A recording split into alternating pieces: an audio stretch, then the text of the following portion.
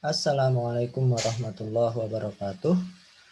Baiklah, pada kesempatan hari ini kita akan mengkaji tentang perkembangan hadis atau sejarah hadis pada masa Rasulullah Shallallahu Alaihi Wasallam, sahabat serta tabi'in. Di sini sudah ada makalah kelompok 2 PKI 1. Hal yang pertama yang kita perhatikan di sini adalah judul. Di judul ada kata di masa. Di masa itu i-nya dipisah, tidak digabung. Kemudian ada kata tabi'in yang berwarna kuning. Tabi'in, bagaimana cara menulis tabi'in yang benar? Tabi'in yang benar itu T, A-nya panjang, B, kemudian Ain, I-nya panjang, dan N. Tabi'in. Jadi beginilah cara menulis tabi'in yang tepat, karena ini transliterasi. Baik. Selanjutnya, sebelum kita masuk ke isi, kita lihat daftar pustaka terlebih dahulu, karena karya ilmiah itu dilihat dari seberapa kaya penulis mengambil dari referensi. Dapat kita lihat di sini ada hanya tiga daftar pustaka yang digunakan. Tentu ini sangat minim sekali, sehingga ketika revisi nanti diharapkan penulis menambah daftar pustaka, baik itu dari buku maupun jurnal, paling tidak berjumlah 7 secara keseluruhan. Untuk penulisan daftar pustaka di sini juga masih kurang pas. Penulis pada kelompok ini menggunakan cara manual dalam menulis daftar pustaka, tidak menggunakan aplikasi Zotero ataupun Mendeley. Jika ditulis dengan manual, maka harus teliti dan detail sekali. Sedangkan dengan aplikasi, secara otomatis akan sesuai dengan pedoman yang diharapkan. Bagaimana cara menulis daftar pustaka yang benar? Jika kita menulis dengan manual, yaitu judul itu ditulis miring. Judul ditulis miring. Kemudian tempat terbit. Di sini tidak ada tempat terbit, berarti tanpa tempat. Kemudian koma, cetakan Akilah, ditulis Akilah saja dan A-nya besar. Tahun terbit 2014. Nah, ini yang tepat. Kemudian yang kedua, hadis, ilmu hadis Kementerian Agama. Jadi harusnya Kementerian Agama ini yang di depan, kemudian ilmu hadisnya yang di tengah, kemudian miring tentunya, setelah itu titik, kemudian Jakarta, titik 2, kemudian Kementerian Agama tahun 2015 titik. Harusnya seperti ini. Kemudian Dr. Nawir Yuslim, MA. Jadi Yuslim ini akhir nama itu di depan jika daftar pustaka. Kemudian ini gelar dihapus juga nggak apa-apa. Ulumul hadis miring. Kemudian tempat terbit. Di sini tidak dicantumkan tempat terbit, berarti tanpa tempat, T. Kemudian titik 2, penerbitnya PT Mutiara Sumber Widya, 2001 dan titik. Ini cara menulis daftar pustaka yang benar. Jadi koreksian untuk makalah ini masih menggunakan daftar pustaka yang sangat-sangat manual. Walaupun secara manual itu dibolehkan, tetapi harus menggunakan format yang diharapkan atau yang ditentukan. Baik, kembali lagi ke cover. Setelah kita lihat bahwa sumber hanya 3, sebenarnya sumber 3 itu kurang ideal. Nanti ketika revisi masih ada kesempatan untuk memperbanyak lagi, memperkaya lagi sumbernya. Kita masuk ke daftar pustaka, daftar kata pengantar. Masuk ke kata pengantar. Di sini ada yang berwarna kuning, sudah saya tandai, ada kesalahan penulisan tabi'in. Kemudian kata di dan harapkan itu disambung. Teman-teman itu disambung. Teman strip teman. Dan temannya ini kecil. Daftar isi sudah cukup rapi, hanya ini berbeda. Jadi ini miring, tidak lurus. Halaman juga sudah ada. Baik, pada pendahuluan.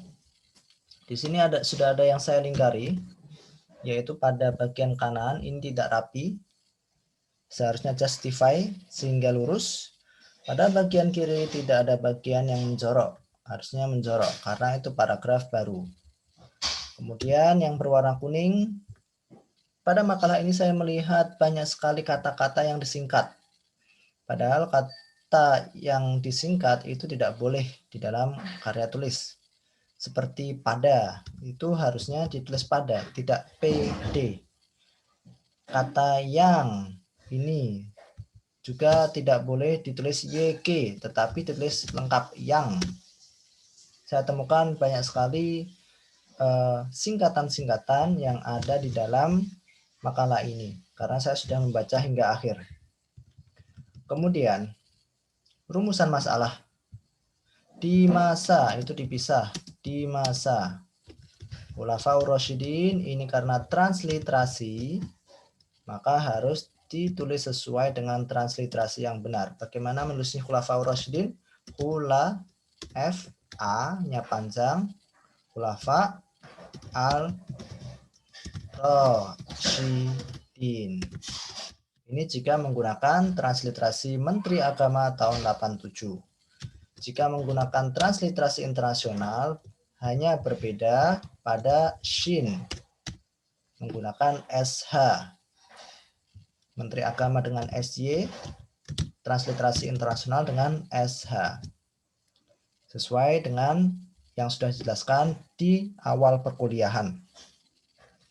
Kata tabi'in ini juga salah, kurang pas dalam transliterasi.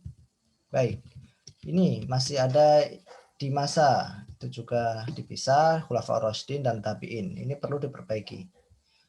Kemudian pada bab 2 pembahasan, ada banyak kata yang salah penulisan. Di sini sudah saya warnai kuning. Penyampaian ini karena dia posisinya di tengah maka dengan huruf kecil P-nya. Allah itu harus huruf besar A-nya. Yang ini juga masih disingkat, tidak boleh disingkat. Peradaban Islam itu I-nya besar. Dalam metode Rasulullah SAW dalam ini D-nya kecil. Kenapa? Karena titiknya ini bukan menandakan akhir kalimat, tetapi ini menunjukkan singkatan Shallallahu Alaihi Wasallam. Maka D-nya kecil. Dan ini dalam tidak boleh disingkat, harus lengkap.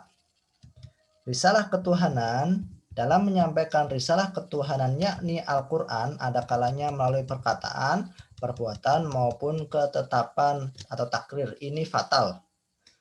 Karena yang dimaksud dari Rasulullah SAW berupa perkataan, qaul atau aqwal, perbuatan, af'al, ataupun ketetapan takrir itu bukan Al-Quran tetapi hadis. Hadis ada kalanya melalui perkataan, aqwal, hanya dengan A panjang, aqwal, af'al, ain, hanya juga panjang, af'al, dan ditulis miring karena transliterasi, maupun takrir, I-nya panjang, ditulis miring. Oleh karena itu apa yang dilihat disaksikan. Yang ini juga tidak boleh singkatan. Ini juga tidak boleh singkatan. Disaksikan ini juga penulisannya masih banyak salah, banyak tipenya oleh sahabat. Koma, nah ini setelah koma perlu diperhatikan, setelah koma itu wajib spasi. Setelah koma wajib spasi berupa perkataan. Nah, sebelum koma tanpa spasi. Perlu diingat, sebelum koma tanpa spasi, setelah koma wajib spasi. Nah, ini. Jadi, saya ingin menjelaskan sedikit tentang apa itu hadis Rasulullah Shallallahu Alaihi Wasallam. Hadis Rasulullah itu adalah ucapan Rasulullah Shallallahu Alaihi Wasallam, perbuatan Rasulullah Shallallahu Alaihi Wasallam, takrir atau ketetapan dari Rasulullah Shallallahu Alaihi Wasallam. Yang dimaksud dengan ucapan yaitu sabda Rasulullah seperti innamal a'malu binniyat. Yang dimaksud dengan perbuatan Rasulullah itu sebagaimana yang dicontohkan oleh Rasulullah Shallallahu Alaihi Wasallam dalam salat, diawali dengan takbiratul ihram, diakhiri dengan salam.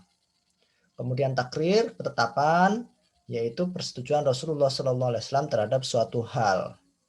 Nah, ini hadis pada masa Rasulullah. Kemudian selanjutnya, Rasulullah Shallallahu Alaihi Wasallam melarang para sahabat menulis hadis. Ini banyak sekali yang harus diperbaiki tulisannya. Masih kurang H. Oleh. Kurang H. Harusnya oleh. Pelepah. Kurang H. Pelepah kurma. Nah, sebelum koma tanpa spasi. Setelah koma wajib spasi. Kulit binatang kurang G. Yang tidak boleh disingkat. Harus AN. Di sini saya juga melihat ada footnote.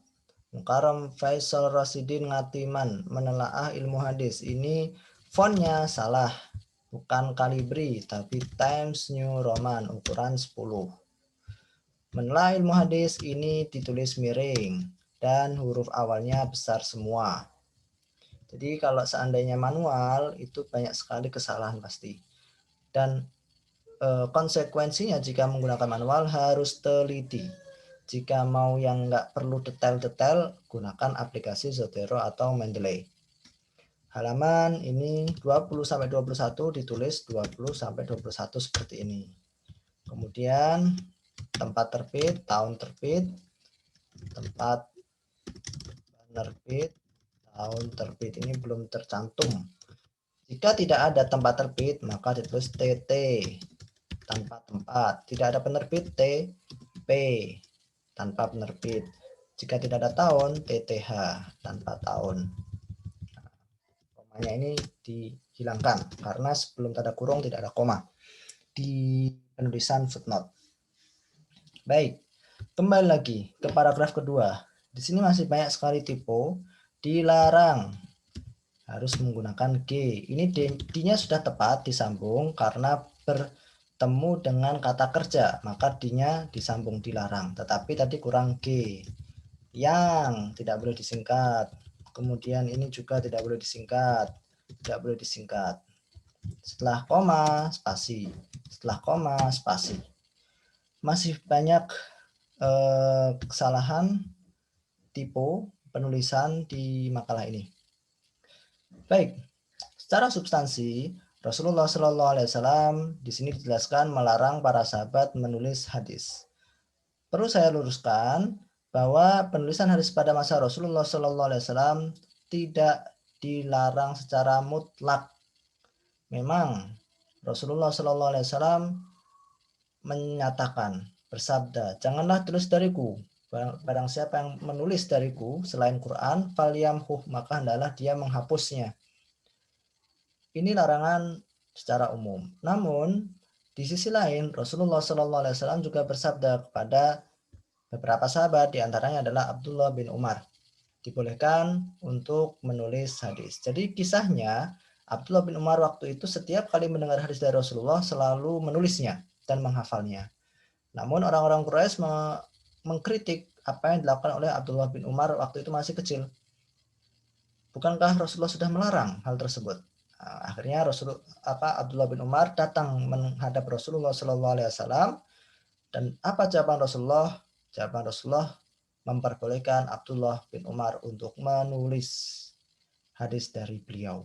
Jadi larangan tersebut tidak bersifat mutlak, tetapi sebagian sahabat dibolehkan. Karena Rasulullah Shallallahu Alaihi Wasallam dalam memerintahkan sesuatu atau melarang sesuatu melihat kondisi orang yang diajak bicara. Ketika Rasulullah itu melihat di hadapannya ada Abdullah bin Umar yang sangat jeli, bisa membedakan mana Al-Quran, mana hadis, maka dibolehkan. Dan beliau juga pandai menulis. Namun ketika Rasulullah melihat di hadapannya orang yang diajak bicara itu tidak bisa membedakan mana Al-Quran dan hadis, maka Rasulullah melarangnya. Jadi ada beberapa hal kondisi di mana Rasulullah SAW membolehkan dan di mana Rasulullah SAW melarangnya. Mengapa ini sangat penting untuk kita pahami? Yaitu pembahasan tentang menulis hadis pada zaman Rasulullah. Karena orang orientalis itu menyerang Islam dari segi hadis. Mereka tidak menyerang dari segi Al-Quran. Karena kenapa? Karena setiap generasi penghafal Al-Quran itu jutaan di seluruh dunia. Namun hadis tidak sebanyak itu orang yang menghafalnya. Al-Quran itu mutawatir semuanya. Hadis ada yang mutawatir, ada yang ahad. Maka sasaran empuk bagi orientalis itu menyerang hadis. Orientalis ingin menjadikan dalam pikiran kaum muslimin itu tidak ada penulisan hadis pada zaman Rasulullah dengan mengutip hadis dari Rasulullah itu, larangan untuk menulis. Dan hal tersebut dikiring terus oleh orang orientalis. Jadi kalau seandainya zaman Rasulullah tidak ada penulisan hadis dan penulisan hadis baru abad setelahnya, yaitu tahun 101 Hijriah atau lebih tepatnya 99 sampai 101 zaman Umar bin Abdul Aziz memimpin, itu baru ada kodifikasi hadis. 100 tahun setelah Rasulullah meninggal. Rasulullah itu meninggal tahun 11 Hijriah. Jadi kalau 11 kurang 99 ya 88 lah tepatnya. Itu baru ada penulisan hadis, kodifikasi hadis. Nah, kalau seandainya zaman Rasulullah tidak ada penulisan hadis dan 88 tahun setelahnya baru ada penulisan hadis, berarti kemungkinan hadis itu original sangat kecil. Nah, itu yang dipinginkan oleh orang-orang orientalis. Yang diinginkan oleh orang-orang orientalis menjadikan kaum muslimin itu ragu. Dan hal tersebut dibantah oleh cendekiawan muslim yang menjelaskan bahwa zaman Rasulullah itu sudah ada sahabat yang menulis hadis, meskipun tidak banyak. Disebutkan bahwa sampai 50, ada yang mengatakan 52, ada yang mengatakan 53 sahabat yang menulis hadis. Itu dijelaskan oleh Mustafa Al-Adhami. Nah, ini penulis harusnya mempertajam makalah ini dengan penjelasan dari Mustafa Al-Adhami. Baik, paragraf setelahnya, halaman setelahnya. Di sini saya beri tanda di sini karena menggunakan satu spasi, seharusnya menggunakan 1,5. Harus konsisten. Dan yang perlu diperbaiki juga di awal ini harus ada paragraf yang menjorok. Ada beberapa koreksian, disabdakan, D-nya digabung. Ini berikutnya spasi yang, ini juga typo, masih banyak sekali typo. Cara penyampaian hadis pada masa Rasulullah SAW. Pertama, melalui majelis ilmu, yaitu seperti pengajian-pengajian. Jadi terkadang Rasulullah SAW ketika di masjid, setelah di masjid itu berkumpul dengan sahabat-sahabat. Rasulullah menjelaskan perihal ini, perihal itu. Nah, itu majelis ilmu. Salah satu cara bagaimana Rasulullah SAW mengajarkan kepada para sahabat. Bahkan Umar bin Khattab misalnya pernah membagi tugas dengan tetangganya untuk mendapatkan hadis dari Rasulullah dalam majelis ilmu. Jadi tetangganya menemui Nabi pada hari ini, Umar menemui ketika keesokan hari. Jadi Umar ini bekerja sama dengan tetangganya karena Umar ini punya ya saudagar, penjual, jadi tidak bisa setiap hari menemui Rasulullah Shallallahu Alaihi Wasallam. Jadi gantian piket dengan tetangganya. Hari ini tetangganya yang menghadiri majelis Rasulullah, besoknya Umar yang gantian menghadiri majelis Rasulullah. Setelah pulang dari majelis Rasulullah, antara Umar dan tetangganya ini saling menjelaskan apa yang disampaikan oleh Rasulullah Shallallahu Alaihi Wasallam. Nah, ini cara pertama. Cara kedua, Rasulullah Shallallahu Alaihi Wasallam menyampaikan hadisnya melalui sahabat-sahabat tertentu karena dalam kondisi tertentu Nabi hanya bersama 1-2 orang sahabat. Nah, kemudian sahabat ini menyampaikan kepada sahabat yang lain. Ini cara yang kedua. Ini masih banyak tipe hadisnya, kurang menyampaikan, ini menyampaikan. Ini harus banyak yang diperbaiki. Yang ini masih disingkat kepada, kurang A, yang juga masih banyak disingkat. Jadi tidak boleh karya tulis seperti itu.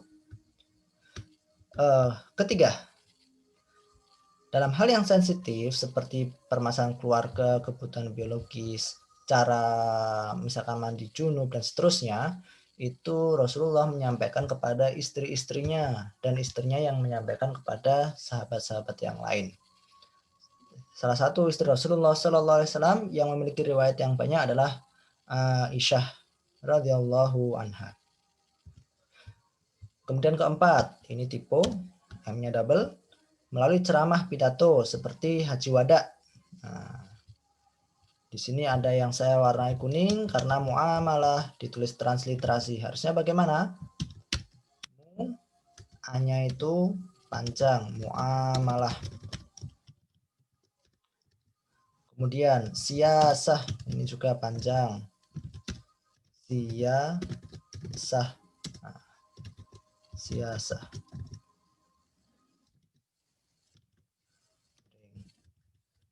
Muamalah ini juga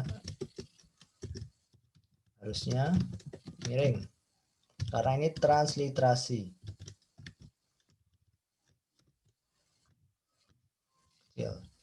Jinayah panjang, jinayah dan miring.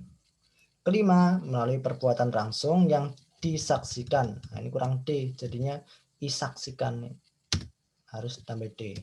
Seperti bagaimana Rasulullah sholat, bagaimana Rasulullah ibadah haji, itu disampaikan, dilihat oleh sahabat dan disampaikan kepada sahabat yang lain.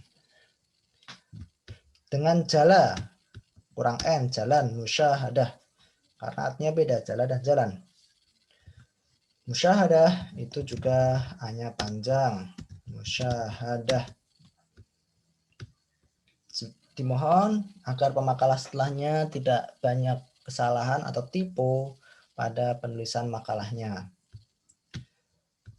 Perbedaan tingkat penerimaan hadis di kalangan sahabat disebabkan oleh beberapa faktor. Frekuensi para sahabat bersama Rasulullah. Ada sahabat yang selalu bersama Rasulullah SAW, yaitu Abu Hurairah. Maka riwayat Abu Hurairah itu banyak, sampai lebih dari 5.000 hadis yang diriwayatkan oleh Abu Hurairah. Karena mulazamah Abu Hurairah bersama Rasulullah SAW.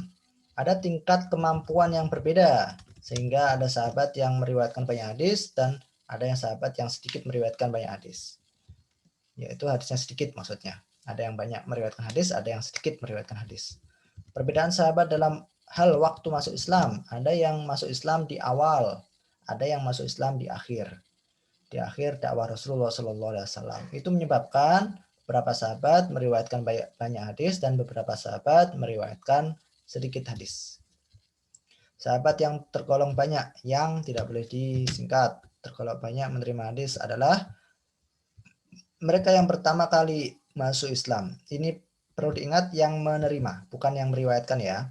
Yang menerima hadis dari Rasulullah SAW yang banyak adalah Khulafaur Rasyidin, Abu Bakar, Umar, Utsman, Ali. Itu banyak menerima hadis. Tetapi ketika meriwayatkan hadis, Abu Bakar termasuk yang sedikit, Umar termasuk yang sedikit, Utsman, Ali termasuk yang sedikit dalam meriwayatkan hadis. Mereka yang banyak menerima hadis yang kedua, mereka yang senantiasa bersama Rasul, senantiasa digabung. Mereka yang berusia panjang, E-nya double, E-nya cuma satu, berusia panjang. Mereka yang secara pribadi erat hubungannya dengan Nabi Shallallahu Alaihi Wasallam. Nabi Muhammad ini hanya satu, double M, Muhammad.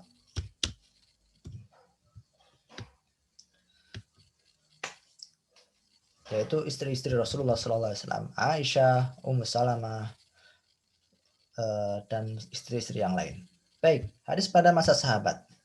Jadi setelah Rasulullah Shallallahu Alaihi Wasallam wafat, maka yang meneruskan hadis itu adalah para sahabat. Di sini saya menemukan banyak sekali hal yang perlu diperbaiki, banyak typo. Sepeninggal, hanya dihapus. Kepada, harusnya kepada.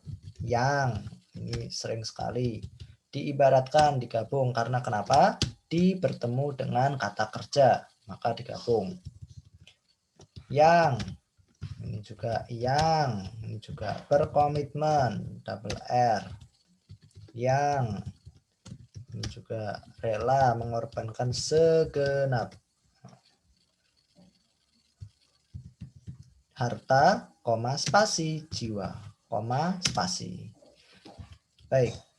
Periode perkembangan, double R, hapus. Tasabut, tasabut wa iklal minar riwayah. Bagaimana menulis tasabut wa iklal minar riwayah? Ta itu S titik atas jika menggunakan transliterasi Menteri Agama. Jika menggunakan transliterasi internasional, menggunakan TH. Baik, kita menggunakan transliterasi Menteri Agama dulu sebagai contoh. Tasabut wal wa al iqlal, hanya panjang, min al riwayah. Dalam penulisan transliterasi, walaupun ini ar-riwayah, tetap ditulis dengan AL. Biasanya kita melihat banyak penulisan Arab yang ditulis dengan Latin, ar-riwayah ya ini, ar-riwayah. Tapi dalam transliterasi Menteri Agama, transliterasi internasional yang digunakan adalah AL tetap. Tetapi cara membacanya ar-riwayah. Baik, ini ditulis dengan miring karena transliterasi. Pada masa sahabat, ada periode membatasi hadis atau menyedikitkan riwayat hadis. Periode ini konsentrasi terhadap pemeliharaan Al-Quran atau pembukuan Al-Quran, yaitu pada zaman Abu Bakar As-Siddiq, Umar bin Khattab, Utsman bin Affan, Ali bin Abi Thalib. Baik, di sini saya ingin menjelaskan bagaimana transliterasi tulisan Abu Bakar. Abu Bakar punya Abu Bakar, oke. As-Siddiq, Al, S-nya panjang, S-nya besar, menggunakan titik bawah, S Siddiq. Karena ini nama orang maka tidak miring. Umar bin Khattab, Umar bin Al-Khattab, hanya besar, Khattab. Utsman, tiap nama orang U-nya besar. Utsman, Sa.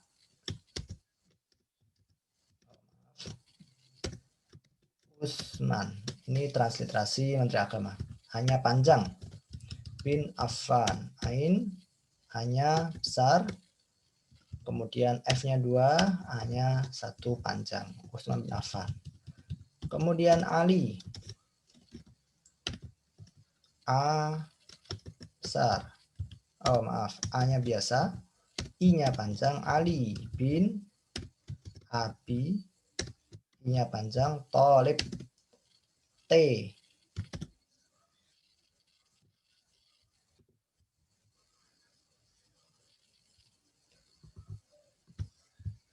Tok, T titik bawah.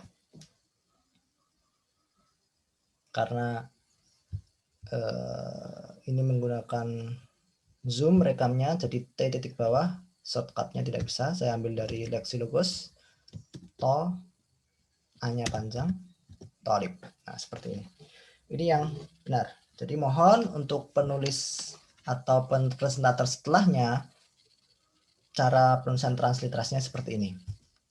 Ini juga banyak sekali tipenya pada makalah ini. Baik, kembali ke penjelasan.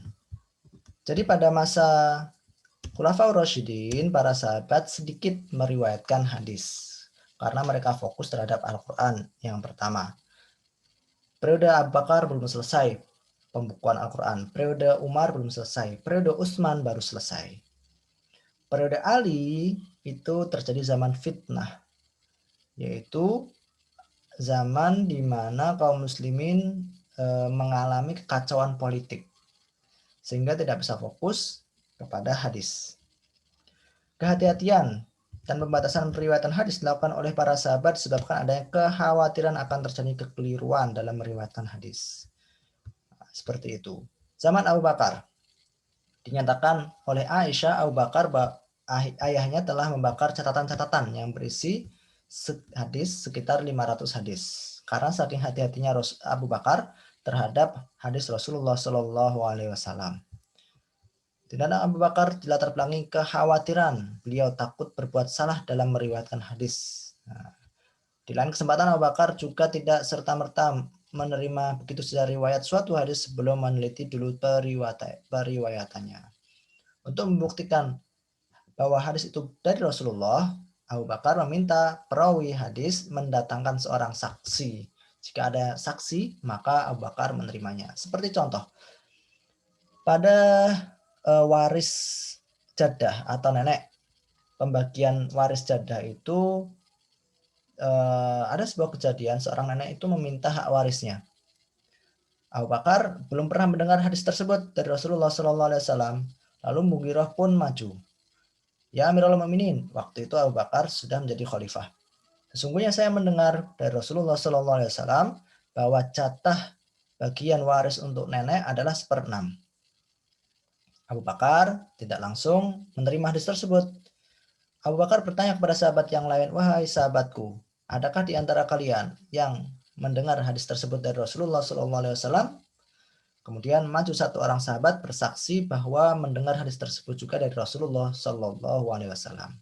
Setelah mendengar kesaksian tersebut, baru Abu Bakar menerima hadis tersebut dan memberikan bagian 1/6 harta warisan ke nenek tersebut.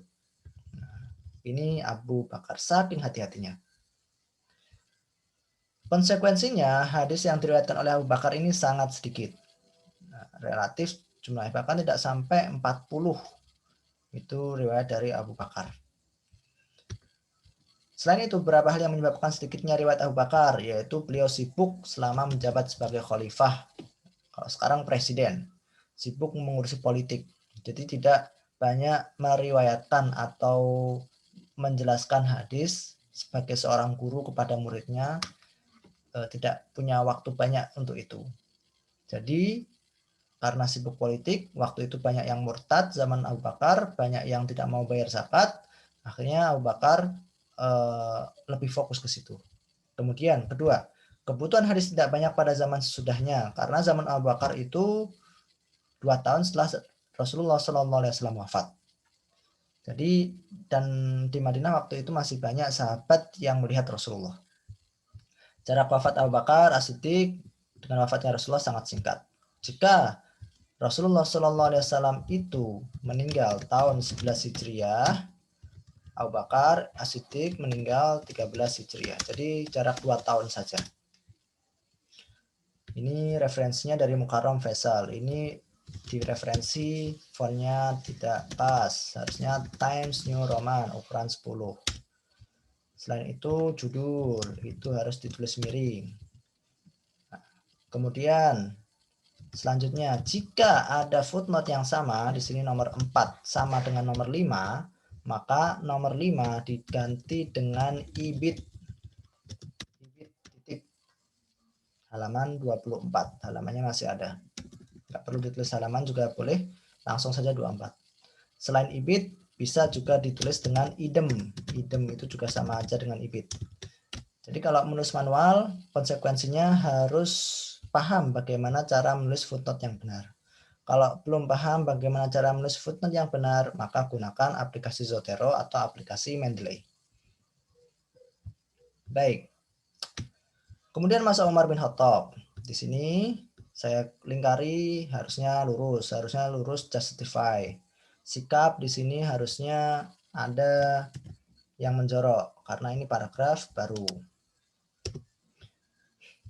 Umar bin Khattab yang berwarna abu-abu, beliau tidak mau menerima suatu riwayat apabila tidak disaksikan oleh sahabat yang lain. Mirip dengan Abu Bakar, saking hati-hatinya.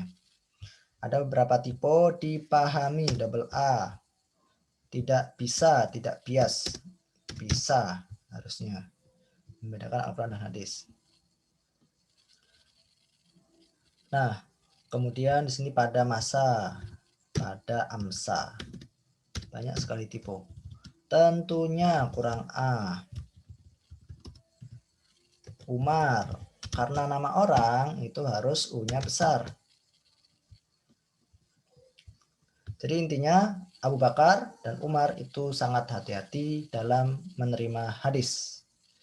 Zaman Utsman bin Affan, sikap hati-hati dalam meriwayatkan dan menerima periwayatan hadis. Utsman bin Affan tidak setegas apa yang dilakukan oleh Umar bin Khattab, tetapi sikapnya sama seperti Umar bin Khattab, yaitu hati-hati dalam menerima hadis. Ini harus menjorok. Kemudian ini juga harus menjorok. Sikap hati-hati Utsman bin Affan berpengaruh jumlah riwayatnya. Ahmad bin Hambal, yaitu imam madhab Hambali, itu menghitung jumlah riwayat Utsman bin Affan tidak lebih dari 40 hadis. 40 hadis. Ahmad bin Hambal menggunakan hak, berarti H titik bawah. Bin Hambal. Hambal itu pakai nun. Hambal. Karena dia iklab maka dibaca Hambal. Tapi penulisannya H, nun, ba, lam. Utsman bin Affan jumlah riwayatnya tidak sampai 40. Begitu pula dengan Abu Bakar, begitu pula dengan Umar. Jadi sangat hati-hati dalam meriwayatkan hadis. Ali bin Abi Thalib, ini disingkat KW, harusnya karramallahu wajhah. Jadi jangan, kalau ini jangan sampai disingkat ya, KW kelihatannya nggak enak sekali. Karramallahu wajhah, seperti itu. Kemudian beliau, yaitu Ali bin Abi Thalib, berhati-hati dalam meriwayatkan hadis bagaimana pendahulunya Abu Bakar, Umar, dan Utsman. Bahkan beliau hanya bersedia menerima suatu riwayat apabila perawinya itu mau bersumpah bahwa hadis tersebut dari Rasulullah Shallallahu Alaihi Wasallam. Itu saking hati-hatinya. Ini juga masih ada tipe kebijakan. Hadis masa tabi'in. Pada akhir periode Khulafaur Rasyidin, setelah koma wajib spasi. Para ahli hadis telah menyebar ke berbagai wilayah. Ada yang selain di Madinah, ada di Mekah, ada di Syria, ada di Kufa, ada di Basrah, ada di Samarkand, ada di Mesir, dan sebagainya. Maka pada masa tersebut disebut Asru al-Intishar wa ar-Riwayah. Asr menggunakan shad, estetik bawah, asr, al-intishar hanya panjang, al-riwayah hanya panjang. Dan ini ditulis miring. Yani masa di mana hadis tidak hanya terpusat di Madinah, tetapi sudah di berbagai kota dengan tokoh para sahabat. Ini nggak ada kanya, jadinya tokoh. Harus ada kanya supaya jelas tokoh para sahabat. Ini saya lingkari, harusnya menjorok. Dan ini ada tipe ketika kekuasaan Islam, hanya I-nya, Islam itu I-nya besar. Semakin meluas, banyak sahabat tabi'in, tapi ini juga salah penulisannya. Pindah kota Madinah, D-nya 1 Madinah, dan karena tempat M-nya besar. Baik, Yang di Madinah sahabatnya adalah Aisyah, Abu Hurairah, Ibnu Umar, dan sebagainya. Makkah ada Ibnu Abbas, Abdullah bin Sa'id, dan seterusnya. Kufa ada Abdullah bin Mas'ud. Basrah ada Utbah. Kemudian selanjutnya Syam. Syam itu sekarang di negara Palestina, Yordan, Syria, Lebanon. 4 daerah. Itu sekarang jadi 4 negara. Dulu namanya Syam. Syam itu dulu terkenal tempat yang sangat maju, peradaban yang sangat maju. Bukan peradaban sih, ya kota yang sangat maju karena letaknya itu sangat strategis. Dia di tengah-tengah antara Eropa dan Cina. Jadi kalau seandainya pedagang Cina ingin ke Eropa, maka harus lewat Syam. Eropa mau ke Cina harus lewat Syam. Maka karena letaknya yang sangat strategis, Syam itu dulu termasuk pelabuhan yang sangat ramai, pasar yang sangat ramai. Bahkan ketika Rasulullah SAW diajak pamannya untuk berdagang pertama kali, yaitu ke Syam. Nah, jadi berdagangnya itu ke Syam. Karena di sana tempat yang sangat ramai. Mesir ada Abdullah bin Amr bin As. Karena Amr bin As ini bapaknya Abdullah bin Amr bin As, yaitu Amr bin As menjadi gubernur di Mesir. Ini saya lingkari karena harusnya ini menjorok. Kemudian di akhir, ini sudah makalah agak terakhir, pengaruh zaman fitnah itu banyak muncul hadis palsu. Pendukung Ali, Syiah itu membuat hadis palsu. Pendukung Muawiyah membuat hadis palsu. Jadi antara satu pendukung dengan pendukung yang lain, gara-gara politik, gara-gara siasah, akhirnya mereka membuat hadis palsu. Tujuannya apa? Untuk menjatuhkan posisi lawan-lawannya. Maka beberapa tahun setelahnya, usaha untuk mendorong diadakan kodifikasi atau tadwin hadis. Nah, ini harus dilengkapi oleh penulis. Kapan pertama kali?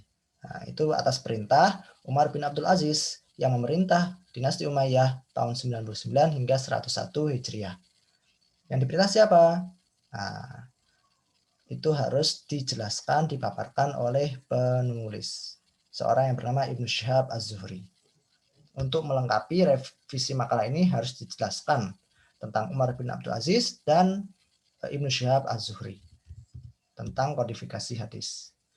Kemudian ini penjelasan tentang penutup, saran, daftar pustaka. Baik, saya melihat pada makalah ini masih banyak sekali typo, banyak kesalahan penulisan, banyak kata yang disingkat karena karya ilmiah itu yang itu tidak boleh disingkat, tulis saja yang. Kemudian transliterasi juga masih banyak, maka harus direvisi. Insya Allah nanti akan saya share link untuk mengumpulkan revisinya. Untuk kelompok setelahnya jangan sampai kesalahan-kesalahan yang sama dilakukan. Oleh karenanya harus melihat video ini dan memahami di mana letak kesalahan-kesalahan tersebut. Semoga penjelasan tentang sejarah hadis ini bermanfaat bagi kita semua. Dan revisi ini semoga bisa disempurnakan lagi oleh pemakalah. Akhirul kalam, assalamualaikum warahmatullahi wabarakatuh.